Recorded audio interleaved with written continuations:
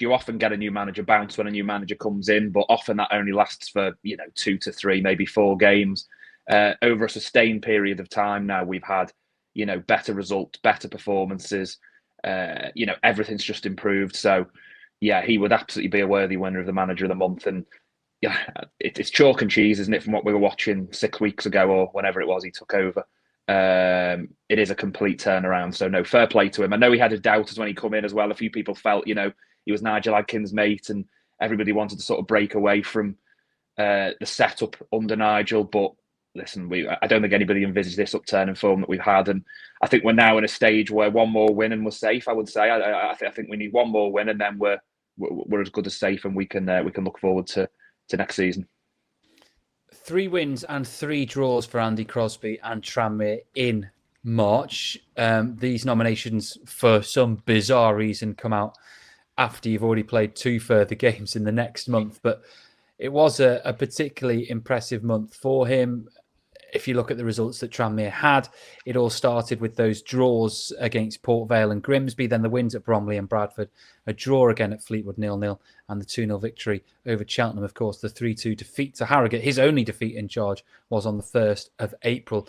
6 games, 3 draws, 3 wins. As you say, a significant turnaround in form. But actually, I was looking into some other managers who'd come in as firefighters at Tranmere, and it's not unlikely based on previous changes of manager. Ronnie Moore, when he came back under Les Parry, you'll remember the draw that he got against Notts County through John Welsh's last gasp goal at Prenton Park in a 1-1 stalemate. And that then kicked Tranmere on to new heights in that season. And then the first 6 months of the next season, they were pushing for promotion to the Championship. When Ian Dawes comes in after Mike Jackson has left, there's 4 wins and a draw. It's not unusual for a Tranmere caretaker to have this kind of swing in form. No, I think it's probably down to when things get bad at Tranmere, they get pretty tragic, don't they? When you think about things, over the years. And I think, things get that sour towards the end a lot of the time with the fan. We've obviously got such a passionate fan base. I think things get very sour towards the end, that when there is a change, I think we just see a bit of a lift around the place with the fans, with the players, with the staff. I think that's exactly what happened here. I don't think anybody, we've all said this before, the managerial change probably should have been made should have been made a lot earlier than it was. But the minute it was changed, it was like someone flicked a switch, really. I think Andy Crosby's first game was the Port Vale game on the Saturday that we drew 0-0. And you could just see we looked better. The club come together, the fans came together, the players come together.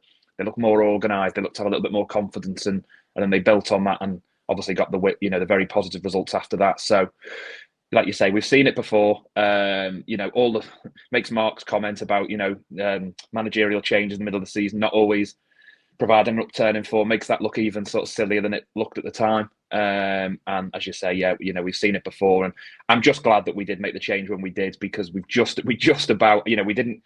If you'd let it go on for another 2 or 3 games, I don't think we'd be sat where we are now. So I'm just glad that Mark made the decision when he did.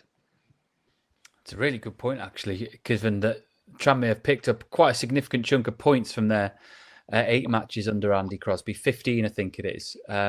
If they had let it rumble on for 2 more games, given they're still not in a particularly healthy position in the table, it might have been really terminal. So just as well they swung the axe when they did. I should say there have also been caretakers who have failed miserably at Tranmere. People remember John McMahon's run of, I think it was 6 defeats and 1 draw from 7 at the end of the 2013-14 season when Tranmere got relegated.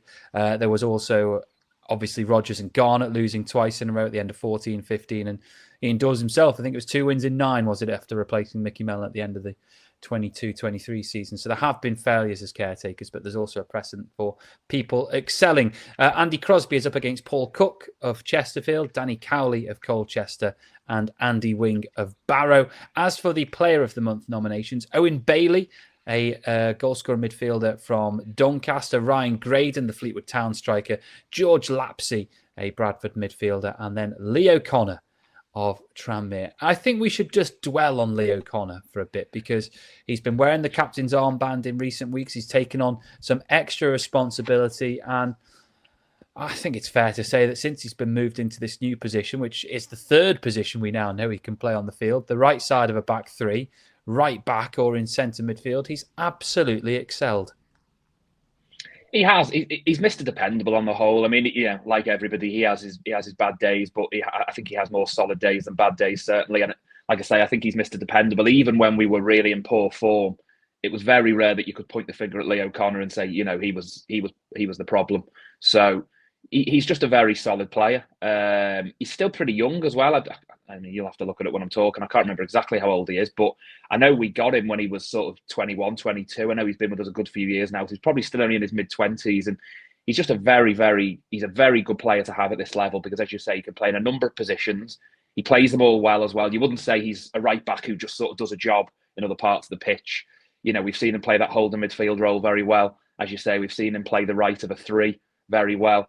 He's just a very, very solid player, and one of the few players within the squad that I would like to see us keep beyond this season, because I think he's probably got potential in a better team as well to be even better than he has. Because when you think of his Tranmere career, a lot of it has been spent in a struggling side, really. So I'd like to see him in a really a confident, positive side, and see what he can do there. Because like you say, I think certainly over the last couple of years, he's done a lot of firefighting in terms of positions he's been playing and the role he's been playing within the team. So yeah, it would be nice to see him playing in a bit of a better side.